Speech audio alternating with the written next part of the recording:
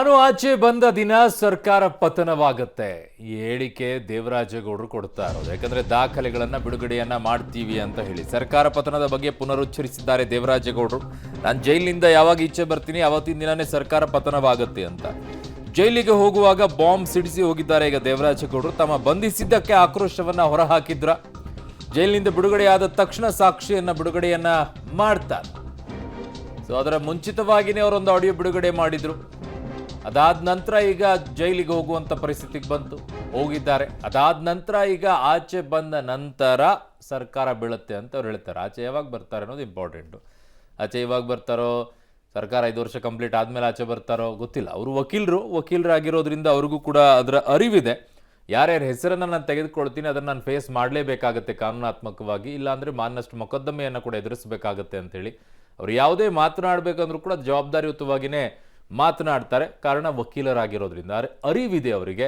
ದಾಖಲೆ ಇಲ್ಲದೆ ಮಾತನಾಡಿದರೆ ನಾನೇ ಅದನ್ನು ಫೇಸ್ ಮಾಡಬೇಕು ಅನ್ನೋದು. ಎಲ್ಲ ಡಿ ಕೆ ಶಿವಕುಮಾರ್ದು ಗೌಡ್ರೆ ನೆಕ್ಸ್ಟ್ ಕಣ್ಣು ಹೋರಾಟ ಡಿ ಕೆ ಶಿವಕುಮಾರ್ ಜೈಲಿಗೆ ಕಳ್ಸೋದೇ. ಅಲ್ಲ ಗೌಡ್ರೆ, ಇದರಿಂದ ಯಾರು ಷಡ್ಯಂತ್ರ ಐತೆ? ಡಿ ಕೆ ಶಿವಕುಮಾರ್ ಯಾವ ವಿಡಿಯೋ ಐತೆ ಸರ್? ಇದು ಕಾರ್ತಿಕ್ ಇಂಟಿ ಕಿಡ್ನಾಪ್ ಅಲ್ಲ ಗೌಡ್ರೆ, ಡಿ ಕೆ ಶಿವಕುಮಾರ್ ಆಡಿಯೋಗಳಿದ್ಯಾ?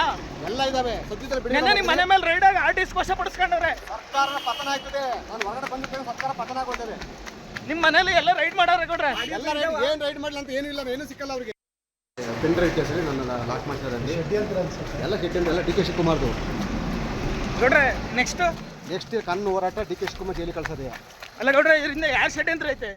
ನನ್ನ ಸಹೋದ್ಯೋಗಿ ಈಗ ಮಸೂದ್ ನನ್ನ ಸಂಪರ್ಕಕ್ಕೆ ಸಿಗ್ತಾ ಇದ್ದಾರೆ. ಮಸೂದ್, ನಾನು ಆಚೆ ಬಂದ ದಿನ ಸರ್ಕಾರ ಪತನವಾಗುತ್ತೆ, ಮನೆ ರೇಡ್ ಮಾಡಿದ್ದಾರೆ ಅಂದ ತಕ್ಷಣ ಅವ್ರು ಏನಾದ್ರು ರೇಡ್ ಮಾಡ್ಕೊಳ್ಳಿ, ಅವ್ರಿಗೆ ಏನೂ ಸಿಗಲ್ಲ ಅನ್ನುವಂಥ ಕಾನ್ಫಿಡೆನ್ಸ್ನಲ್ಲಿದ್ದಾರೆ. ಅಂದರೆ ಅಷ್ಟೊಂದು ಗೌಪ್ಯವಾಗಿ ಇರುವಂಥ ದಾಖಲೆಗಳನ್ನೆಲ್ಲ ಅಷ್ಟೊಂದು ಭದ್ರವಾಗಿಯೇ ಇಟ್ಟಿದ್ದೀನಿ ಅನ್ನುವಂಥ ನಂಬಿಕೆ ವಿಶ್ವಾಸ ಅವರಲ್ಲಿ ಇದ್ದಂಗೆ ಕಾಣಿಸ್ತಾ ಇದೆಯೇ. ದಾಖಲೆ ಇಲ್ಲದೇ ಮಾತನಾಡೋಕ್ಕೆ ಸಾಧ್ಯ ಇಲ್ಲ ಅಂತ ಕಾಣಿಸುತ್ತೆ. ಅದು ಹೆಸರು ಹೇಳಿ, ಸುಮ್ಮನೆ ಗಾಳಿಯಲ್ಲಿ ಹೇಳೋದು ಬೇರೆ. ಬಟ್ ಹೆಸರನ್ನ ಬಳಕೆ ಮಾಡ್ಕೊಳ್ತಾ ಇದ್ದಾರೆ ವಕೀಲರು ಅಂತಂದಾಗ ಅವ್ರ ಹತ್ರ ಏನೋ ದಾಖಲೆ ಇರಬೇಕು ಅಂತಾನೆ ಅನ್ಸುತ್ತೆ ಅಲ್ವಾ ಮಸೂದ್?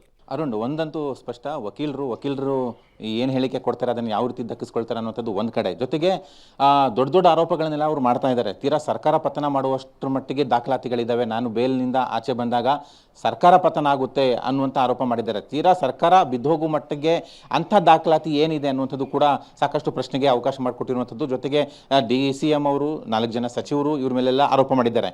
ಈ ಪೈಕಿ 2 ಸಚಿವರು ಇವತ್ತು ಸುದ್ದಿಗೋಷ್ಠಿ ಮಾಡಿ ಸಂಬಂಧಪಟ್ಟಂತೆ ಸ್ಪಷ್ಟನೆ ಕೊಡ್ತಾರೆ.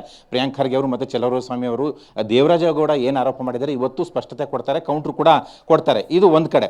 ಇನ್ನೊಂದು ಕಡೆ ತೀರಾ ಸರ್ಕಾರ ಬೀಳಿಸೋ ಮಟ್ಟಿಗೆ ಸಂದರ್ಭ ಸೃಷ್ಟಿಯಾಗುತ್ತೆ ಅನ್ನುವಂಥ ಏನು ಹೇಳಿಕೆ ಕೊಟ್ಟಿದ್ದಾರೆ, ಇದನ್ನ ನಂಬಬೇಕೋ ಬಿಡಬೇಕು ಅನ್ನುವಂಥದ್ದು ಗೊತ್ತಾಗಲ್ಲ. ಜೊತೆಗೆ ಇವೆಲ್ಲವೂ ಕೂಡ ವಕೀಲ ದೇವರಾಜೇಗೌಡ ಒಬ್ಬರೇ ಜೈಲಿಂದ ಆಚೆ ಬಂದ ನಂತರ ಮಾಡ್ತಾರೆ ಅನ್ನುವಂಥದ್ದು ಕೂಡ ನೋಡಬೇಕು. ನಿಜಕ್ಕೂ ಆ ಮಟ್ಟಿಗೆ ಅಷ್ಟೊಂದು ಗಂಭೀರವಾಗಿರುವಂತಹ ಅಷ್ಟೊಂದು ಆ ಪ್ರಮಾಣದ ದಾಖಲಾತಿ ಅವ್ರ ಹತ್ರ ಬಳಿ ಇದೆಯಾ ಅನ್ನುವಂಥದ್ದು ಕೂಡ ಕೇಳ್ಕೋಬೇಕಾಗುತ್ತೆ.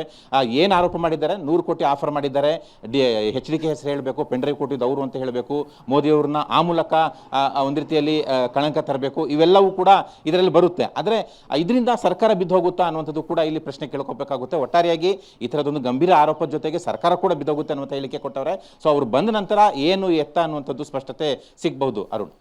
ಓಕೆ ಮಸೂದ್, ನಿಮ್ಮೆಲ್ಲ ಮಾಹಿತಿಗೆ ಧನ್ಯವಾದಗಳು.